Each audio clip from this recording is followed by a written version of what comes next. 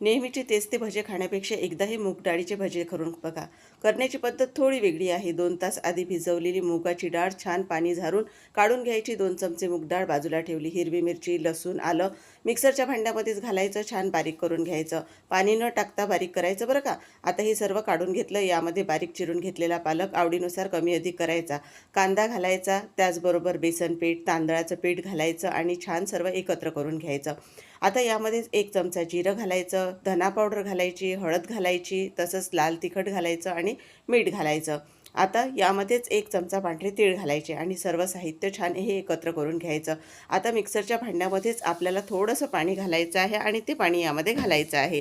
आता परत छान हे एकत्र करून घ्यायचं आहे आणि उरलेली आपण जी डाळ होती ठेवलेली बाजूला, ती 2 चमचे डाळ यामध्ये घालायची आणि परत एकत्र करायचं.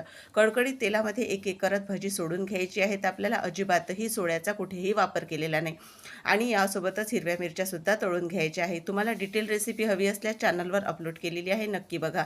आणि रेसिपी आवडल्यास एक लाईक करून चॅनललाही सबस्क्राईब करायला विसरू नका. बघा भजी किती छान तयार झालेली आहेत. मस्त मिरचीसोबत छान एन्जॉय करा.